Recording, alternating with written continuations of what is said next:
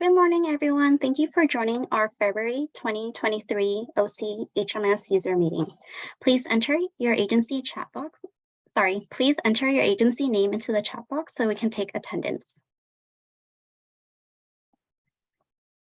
This is our agenda items we will cover in this meeting. We will discuss new HMS staff position, 2023 HIC and Shelter PIT, HMS Part 2 Recertification, Q4 Data Quality Report Cards, CoC Dashboard, Agency Admin Happy Fox account, reassigning Head of Household, adding additional household members, and discuss the bed reservation process, as well as some updates with CS Community reports. And we have the Data and Performance Management meeting agenda and a holiday announcement, and we'll leave some time for Q&A. And those who would like to stay on, we will have office hours after this meeting.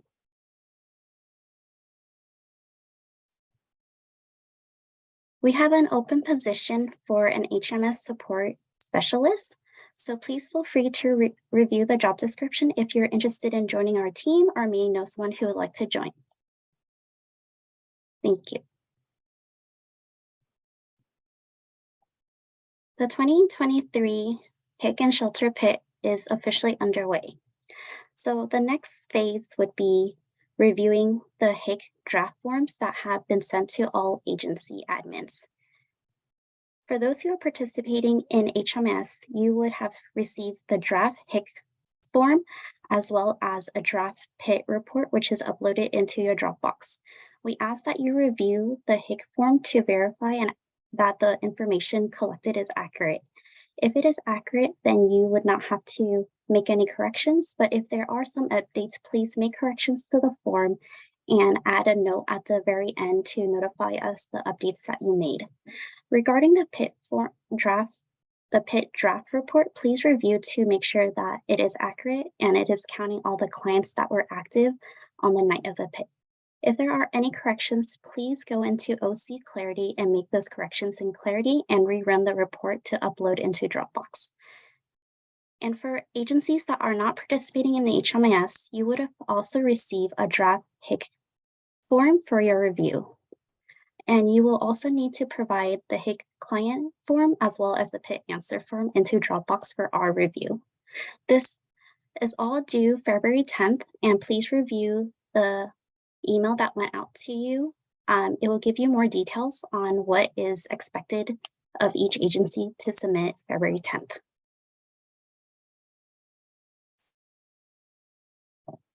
This year, we have an updated report that you can run to review the data if you're using OC Clarity. The pathway is listed there, so it's under data analysis. Once you expand the Orange County Clarity System report, you'll navigate to the HIC PIT section, and the dashboard is called 2023 HIC and Shelter PIT Dashboard. On the left-hand side, you will see that there's tables that are the active clients, and that's the accurate data that is used to fill out your HIC form. If you would like to review the client data, please review the client detail reports to verify that the client information is accurate for the night of the PIT. And you'll see on the right-hand side, this is the form. So if you were to make any corrections, please provide an explanation in this section. We also provided some examples of corrections that you would be making and the explanation that you can use. Once you review the form and it is accurate and ready for submission, please click submit so the HMIS team can review your form. If you're still working on the form and would like to continue to work on the form, you can click save and save your progress and continue to work until you're ready to submit to the HMIS help desk. So I'm gonna pause real quick to see if we have any questions. We did have a training January 19th. So the slides and recorded training is available in our knowledge base article.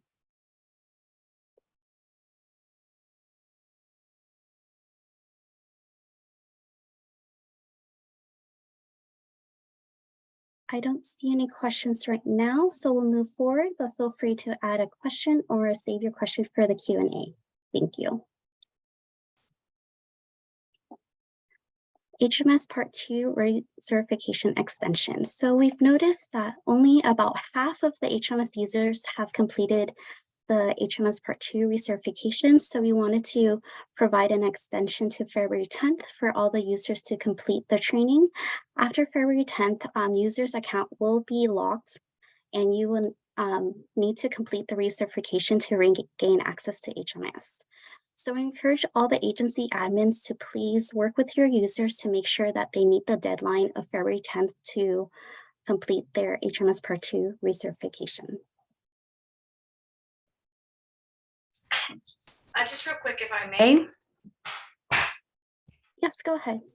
This is Christine DeLeon from Orange County Housing.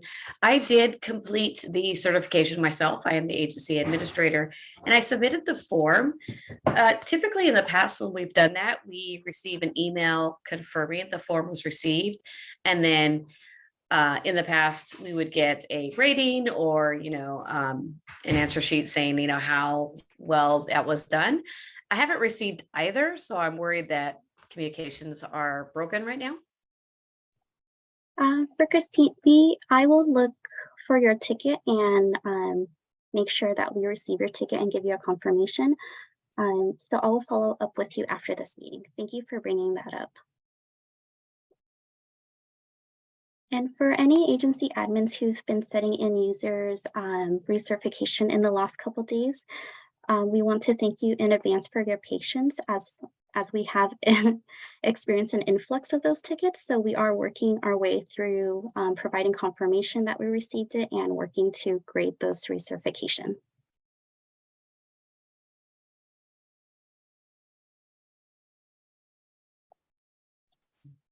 Hey, excuse me, this is Troy Schenker, Community Outreach for the City of San Clemente. Hi, good morning. Hi, I just have a really quick question. I'm still the care team provider in HMIS for a client that I worked with at a previous position with a different agency. How do I remove myself from that? I tried managing it, but I don't know how to remove myself from it. So please submit a HMS help desk. Please speak to your agency admins. What we would have to do is work with your previous agency to reassign that client to a different caseworker. Okay. Thank you. Thank you for your question. So I don't see any more questions coming in right now, so I'll move forward. Andrew? Hey everyone, good morning. The Q4 2022 Data Quality Report Card will be published shortly. These report cards look at data completeness, data accuracy, and data timeliness.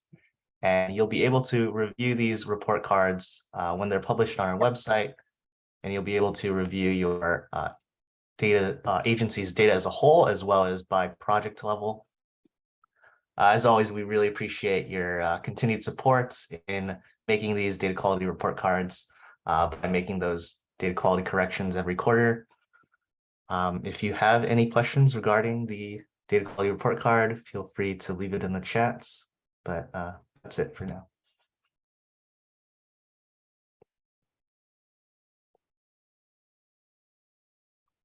Thank you, Andrew. I don't see any questions coming in, so we'll move forward.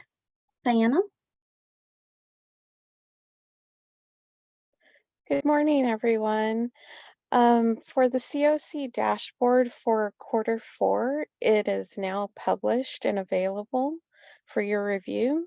The link is available on our website, and the dashboard contains information on clients who are active in any project type in HMIS or contacted 211 for information and referral during the reporting period.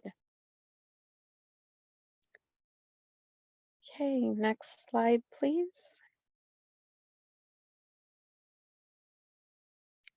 So I wanted to go over a topic that has recently come up and was suggested to us. It is regarding the agency administrator Happy Fox account. So I'm not sure if many of you are aware who are agency admins, you can create a Happy Fox account to track your tickets that were created. The Happy Fox account will allow you to see your tickets after the account is created, but it does not contain historical tickets that were sent into HMIS. So it's only the tickets that were created after the account was set up. And for this, we're asking that only agency administrators set up a Happy Fox account. We do have a knowledge base article regarding this process, so it will be available on our meeting minutes. Next slide, please.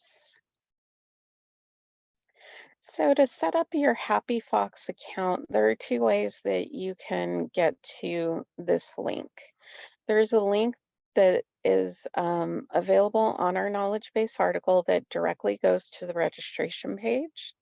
You can also navigate to the registration page, clicking in the upper right-hand corner of our knowledge base article website. And if you click login, it'll take you to this screen, and there is a register notation to the right if you don't have an account. Next slide, please. So when you set up your account and you register, you'll get a link that will have you set up a username and password for the account. And when you do, it'll take you to this navigation screen. On the left-hand side, you'll have a listing for your tickets. It'll have all tickets, pending tickets, and closed tickets. Below that are the statuses that we use when we're working within Happy Fox. And so it has things such as new, and especially relevant right now. It will have the Hick and Pitt 211 response needed or user response needed. But under the All Tickets tab, it's going to have every ticket that you created after you created the account. And so it'll have the listing available. Next slide, please. When you click on a ticket, it'll take you to this screen. And in this screen, it'll have information such as any responses that we've sent you. And it'll also just have the initial ticket information when you created it.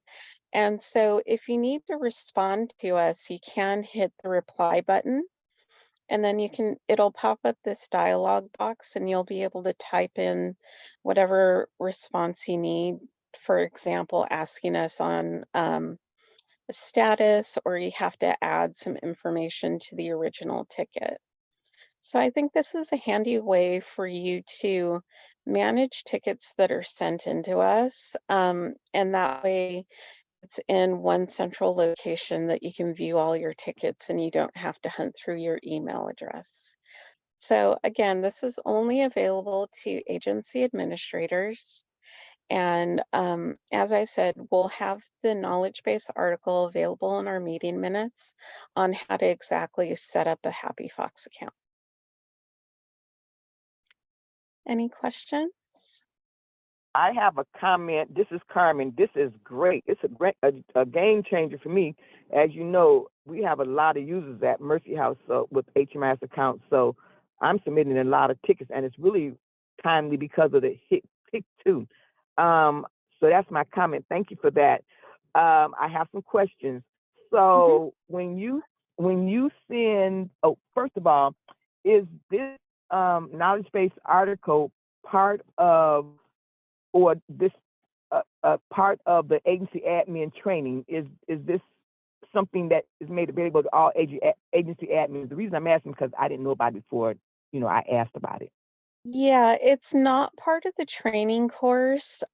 This is available to all agency admins for sure. We do But have isn't there some kind of different? Don't you have to do some kind of training, additional training, to become an agency admin? Yes, you do. Yes, there is So- agency administrator training.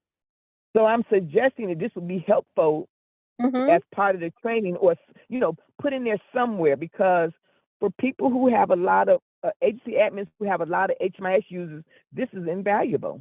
and they Definitely. should know about it. Yes, So definitely. that's a suggestion.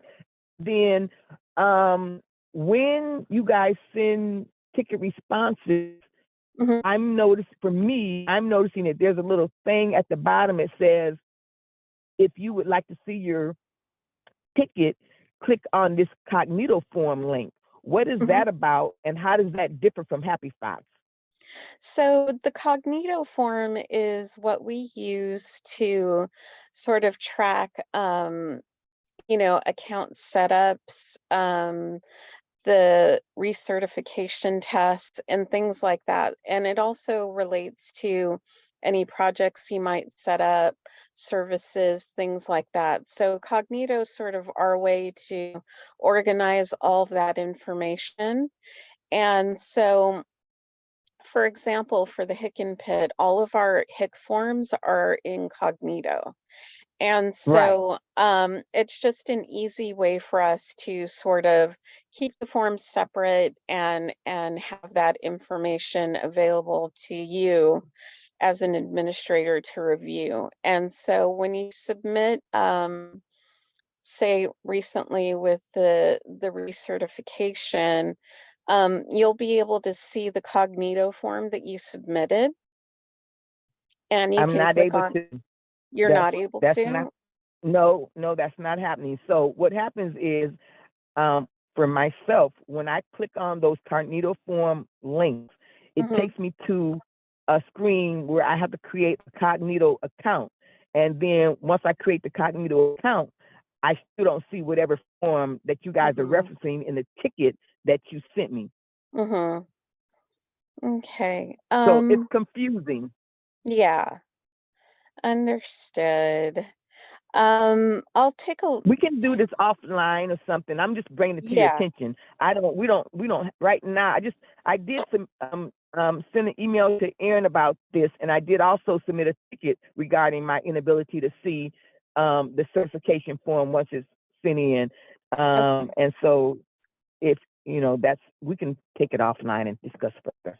Okay, Yeah, great. we can look at the automatic, because it's an automatic response that you're getting. So we can look at it and see if we can update it to either attach the form or remove the link or something so it's more clear.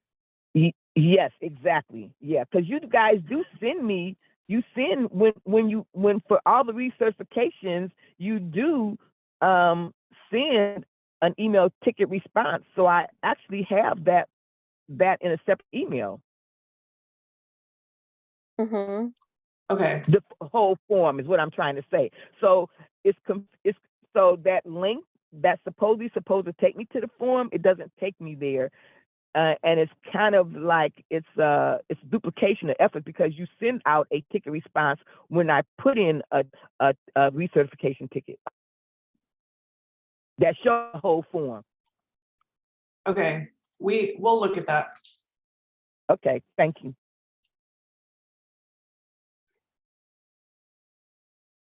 And thank you, Carmen, for your feedback regarding the Happy Fox account. We appreciate that. Does anyone else have any questions?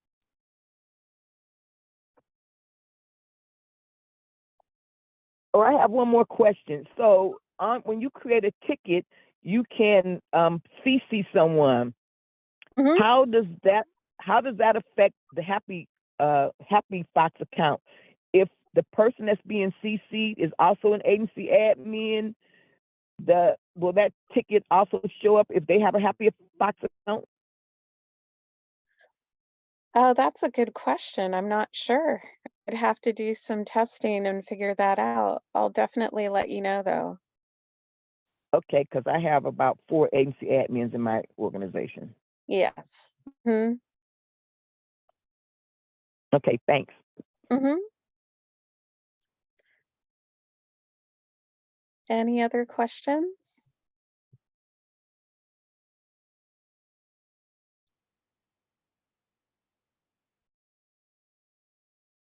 Okay, it looks like we're not getting any more questions about the Happy Fox account. So just a reminder, we will be sending out the knowledge base article on setting up your Happy Fox account in the meeting minutes. Thank you. Okay, thank you, Diana. Armando? Hi, good morning, everybody. In light of some recent data quality errors that have surfaced from some of the reporting that we've been pulling, we're noticing that it would be helpful to provide a friendly reminder on the reassignment of head of households. Specifically, the error occurs when the current head of household leaves a project while the rest of the members remain enrolled, and there is no reassignment of the head of household that takes place. So if you take a look at the screenshots that are included on the slide, on the right top hand corner, you will see that the specified head of household, which is Marge Simpson, does have her project exit date there highlighted next to the bullet point number 1 on the slide. And then in the screenshot below, you can see how the head of household can be changed. In the example that's on the screenshot, you can see that Homer Simpson is being updated as the new head of household. And then also making sure that the other individuals' relationship to newly designated head of household is changed as well. So whenever the head of household leaves a project and the rest of the members are still remaining enrolled, again, we want to make sure that there should be another member of the household that is designated as the new head of household, and then making sure that the relationship with the other household members is updated to reflect how they are related to that new head of household. And then we also want to refer folks to reference our knowledge base article that's available on our website for how to make this update. If there are any questions about this specific item, you can feel free to include your question in the chat window below.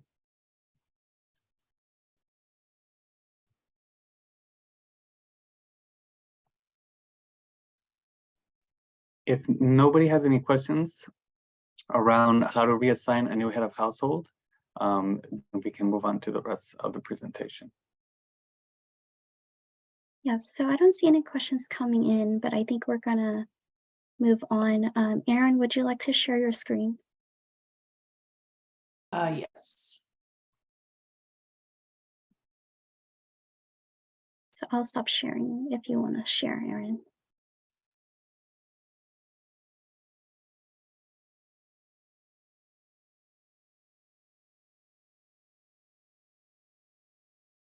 All right, so are you seeing clarity? Yes. Okay, so just really quickly, wanted to show everyone how you can see errors with this that you may already have in Clarity. So we do have a data accuracy dashboard that will show you or households where there is no head of household or households where there are more than one head of household. So in Clarity, if you click on the launch pad and go to reports, you'll go to the report library. If you go to the data analysis tab and you go down to the data quality section, there we have the data accuracy dashboard and details reports. You can click on run to run them, and you'll have an option to set a reporting period and a project if you want to, and a project type. But the purpose of these reports is to help you look at the data for your projects and make sure that it's accurate and makes sense. So you'll be able to look at things like if your project serves veterans, are all the clients in the project veterans? If you usually serve single women, are there all single women, that kind of stuff. But one of the things I did want to mention is there's also a section on head of household errors. So let me switch screens really quick.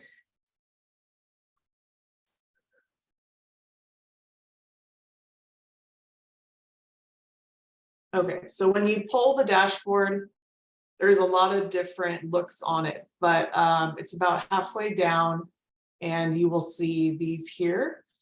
The first is households without a head of household, and the second is households with more than one household. And like Armando mentioned, this usually occurs when people are added or removed from a household during the course of the enrollment. So that's how this happens, but you can use the data accuracy dashboard and the details report to see who these clients are. So this is what the data accuracy dashboard looks like. If these numbers are not zero, then you have some households that need to be corrected. And then you can pull the details report, and there are sections for both of these errors. So the first is households with no head of household. So this will tell you the project name in clarity, and then it'll tell you all of the client IDs that are currently active in the household and the relationship status for all of these clients in these households. So you can see we have a few where there's single people in the household, but their relationship is head of household's child. So that's causing an error. There's no head of household in this household. So you can search for these clients in clarity and resolve the head of household issue. And then same thing with households with more than one head of household.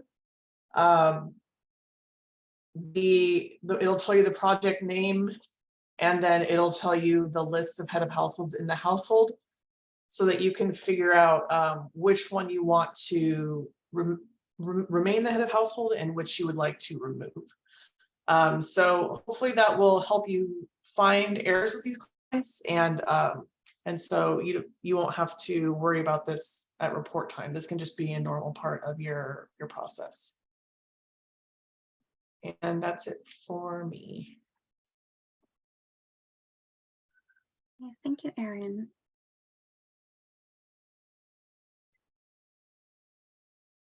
I'm just confirming you guys can see the slides. Yes. Okay, thank you. So we had a question if there's any other field that needs to be updated. So for this example, when we're reassigning the head of household, as Armando mentioned, there's just 2 steps that you need to update. So for Marge, who exited, you need to click this edit and this new window will pop up, and you would have to reassign the head of household. And as Armando said, once you reassign this head of household, you're going to need to adjust the relationship to the new head of households. So Marge would not have self-head household anymore. You would need to adjust that since Homer is the new head of household. So for this example, those would just be the fields that you'll be updating.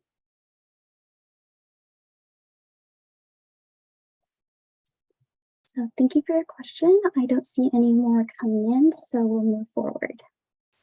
Linda?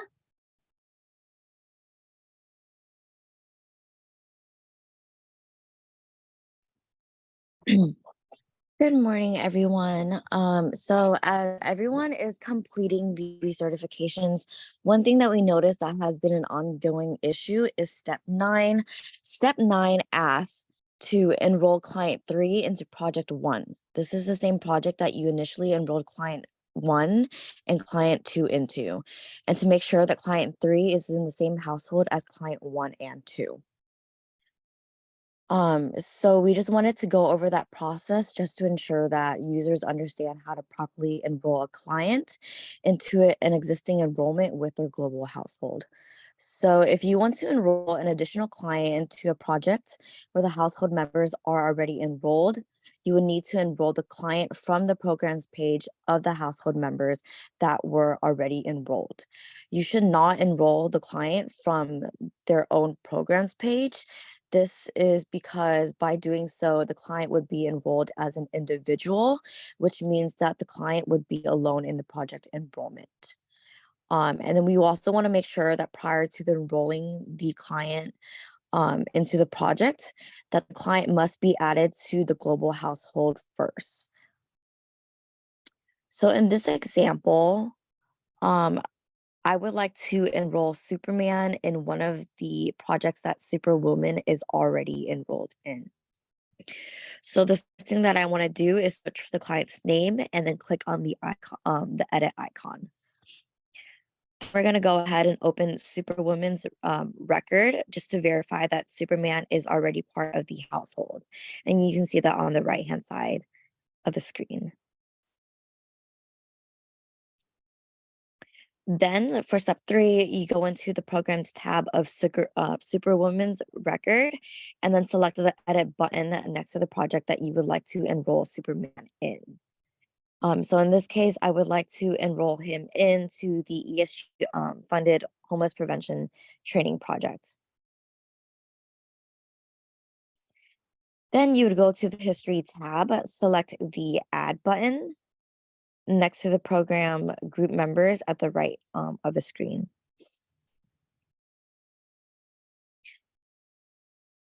And then you would click on the add button. A pop-up box will appear, providing the option to add the household member who is not already enrolled in the project. So you would hit the toggle switch next to the name of the client that you want to enroll, and then click enroll. Lastly, this will open up the program enrollments page for Superman, where you can answer the questions for the project entry, and then also enroll a client. After you answered all these questions, you can go ahead and click Save and Close. So we also have a knowledge base article on this process. I will link this in the meeting minutes for your reference as well. Thank you.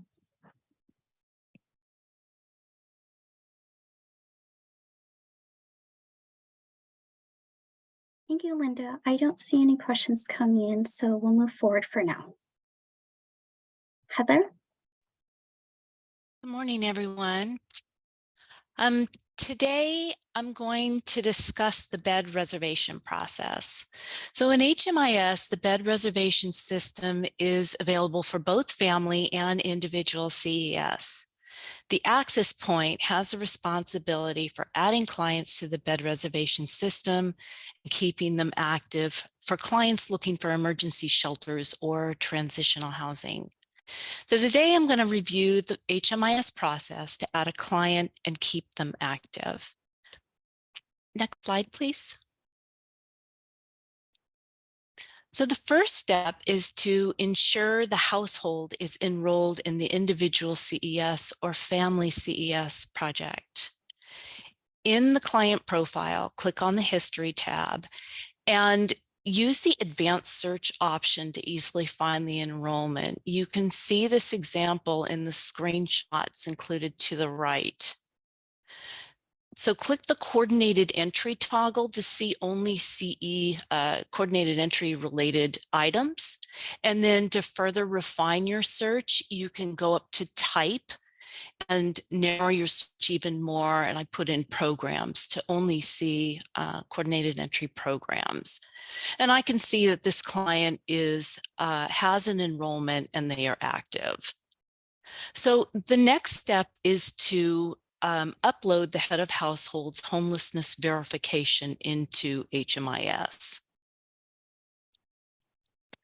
Go to the Files tab and confirm whether the file was uploaded. So if you see it here, you've got your forms in, you're good. If not, click on Add File in the upper right-hand corner, and the next screen that appears, the pop screen, is the Upload File screen, and you'll be changing the predefined name, which is the type of the documentation that you're uploading. Select your file, upload, and then click Add Record. Next screen, please. Thank you. So step 3 is to add the needs bed reservation service to the head of household. This is required to allow households to be considered for units. So your first step is confirm the household still needs bed reservation assistance. And once you've done that, in the enrollment form, in the enrollment, go to Provide Services. Click on the down arrow on the line that says Bed Reservation Waitlist to reveal the needs bed reservation assistance. Complete the dates and then click Submit. So this is really important. A new bed reservation service needs to be added every week the client wants to be considered for a unit. And we'll review this when we're keeping a client active a little bit further on. Next screen, please. So your next step is to complete the bed reservation assessment and send the household to the bed reservation community queue. So on the screenshot to the right, you'll go to the Head of Households Assessment tab, click the appropriate bed reservation assessment. So for individuals, it's the OC Custom Individual Bed Reservation Assessment, and for family, it's the OC Custom Family Bed Reservation Assessment. Complete the assessment and click Save. So once you click Save, you're brought immediately to the next screen, which allows you to then send your clients to the bed reservation community queue.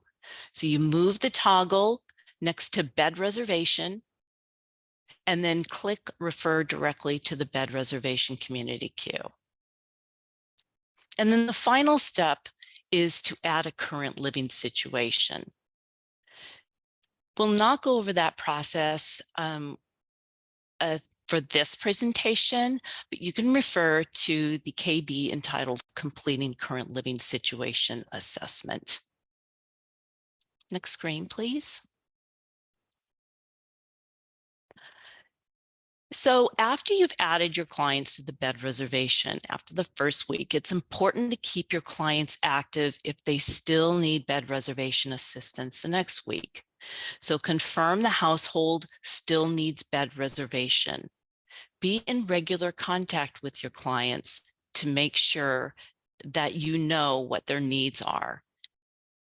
The next step is to add a needs bed reservation assistance service into HMIS for the head of household by Wednesday at 9 a.m. in order for the household to be considered for any units that become available. Providing this service will allow the household to be considered for units for the next week. Heads of households that have not had any activity in HMIS in the previous 14 days will automatically be removed from the bed reservation community queue. So are there any questions?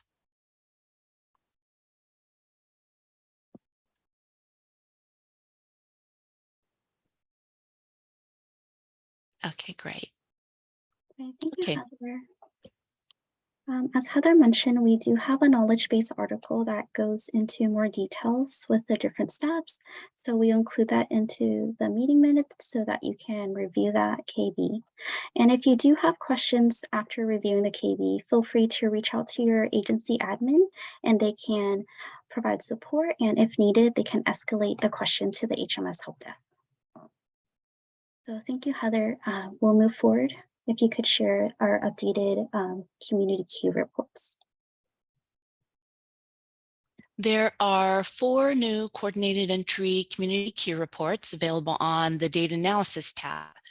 There's the family CES community queue, the individual CES community queue, the TAY CES community queue, and the veteran CES community queue.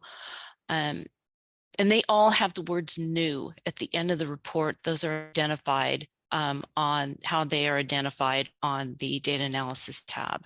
So these reports show active clients on the community queue, but has the addition of providing the following fields: referral notes, assigned staff and assigned agency, a list of client file names, and whether the client has disability and chronically homeless documentation.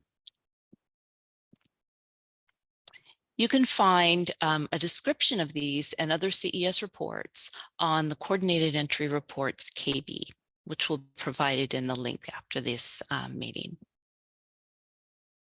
Next screen, please.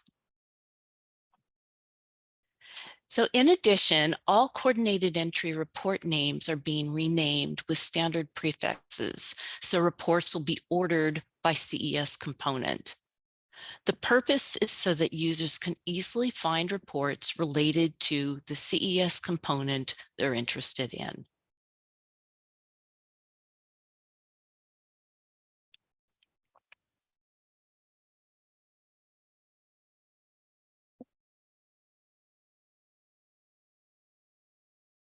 Everybody, we want to share with everyone as an update that the February 2023 Data and Performance Management Committee meeting will be canceled. But do keep an eye out for the Street Outreach Project Performance Report that will be published next week.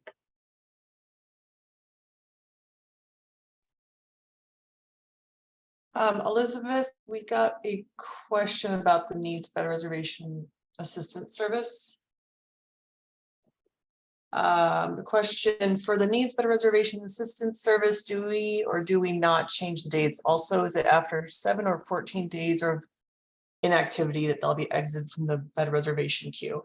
So please do not change the dates of the existing Better Reservation service. Please add a new service every week. The reason is because the report is looking at the service that occurred within the last 7 days, and also that the service was added to Clarity in the last 7 days. And the reason for this is so that the matchers for the Better Reservation process know that the client has been in contact with you and does want to keep receiving or be eligible for Better Reservation assistance. So please add a new service every week. Don't change the dates.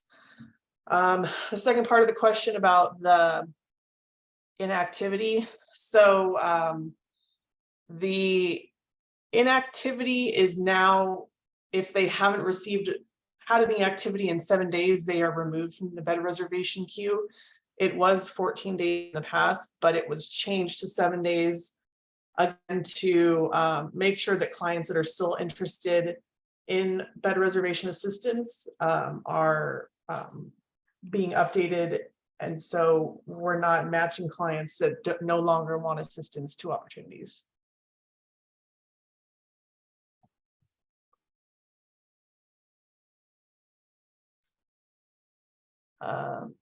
We got another follow-up question. I noticed the start date continues to be updated along with end date to be the same date. Can we find out the original start of Better Reservation for our clients? So yes, that's why we're bringing this up. We have noticed that users are updating the Better Reservation service dates instead of adding new ones. So we do want you to add new ones. In terms of the original start date, that would probably be the date the Better Reservation assessment was originally completed, or the date that the client was added to the Better Reservation community queue.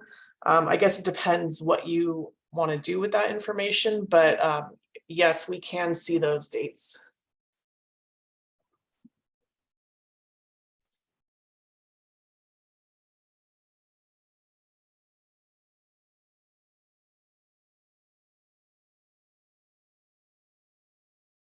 So we had a question if housing authorities have to complete the HIC and PIT or just the HIC.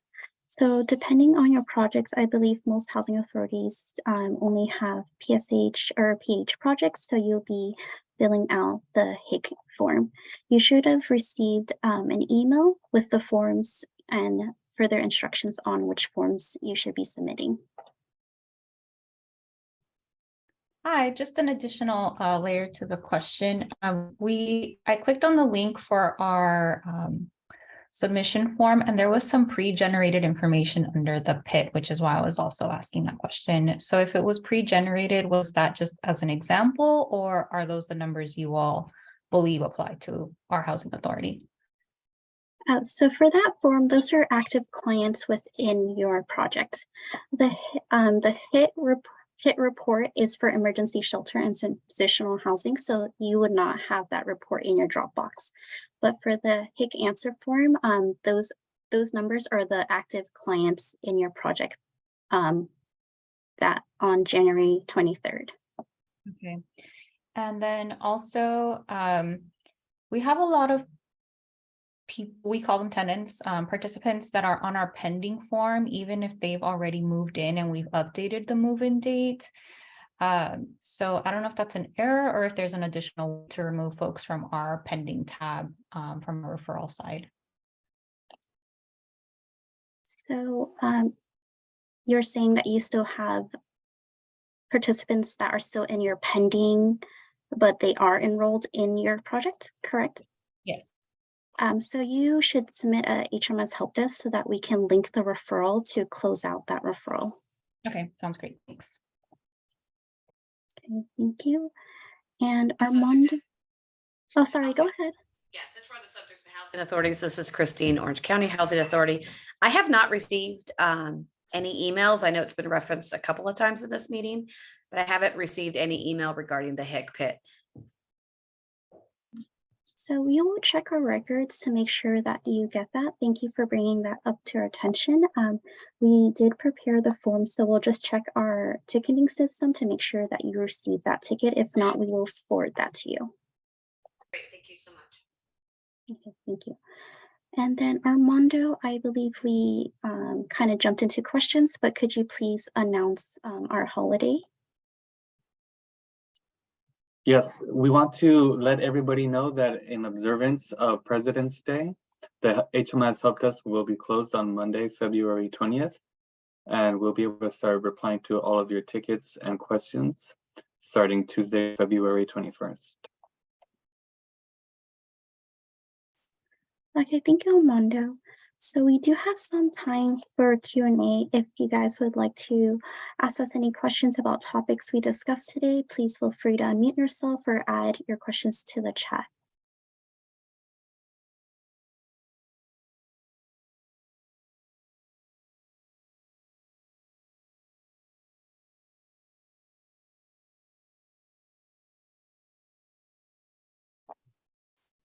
Hi, this is Angela. Earlier, I forgot who brought this up, but they're trying to change the access point from one person to another because it is something that happens often. Nobody will change that. Is there a way we can put admin to change it to admin so we're no longer receiving all those messages from individuals who had already left our program?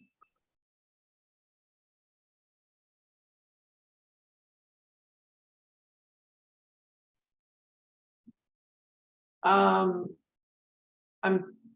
not sure I'm understanding your question. So you're trying to not get emails about clients that you're no longer serving? Yes.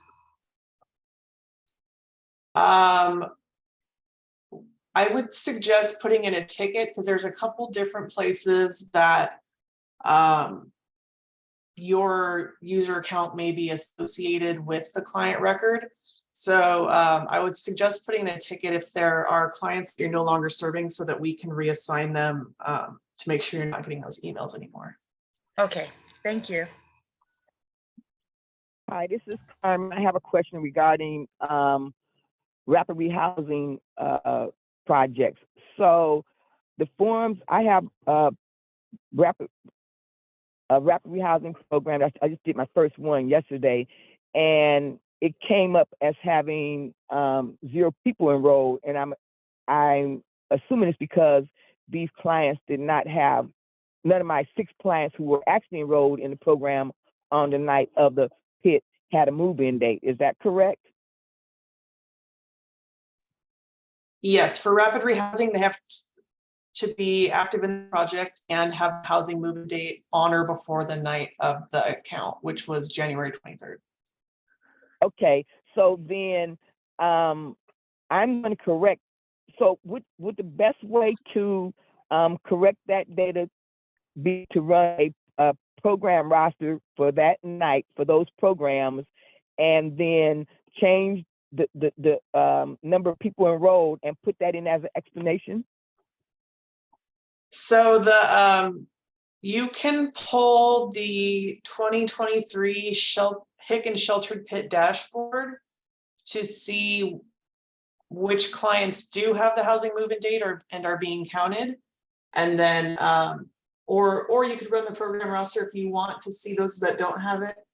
But to make corrections, you will need to go into those households, add the housing move-in date, and then rerun the 2023 HIC Sheltered Pit Dashboard and update the numbers on the form. Okay, so I do need to actually put in move-in dates for everybody who's not showing up. And Yes. then rerun it. So, okay, Yes. got it. Okay, okay.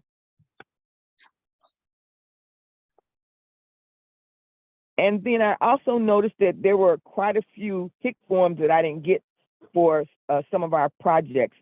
I responded to the initial ticket I sent out with all of my projects in it. Are those other HIC forms going to be forthcoming? Yes, Carmen, I saw your message this morning, so we're going to make sure that we have those forms sent to you. Okay, thank you. Thank you. And we had a question about agency fee. So we would ask you to please submit a ticket to the HMIS help desk so that we can provide you additional information regarding processing the agency fee.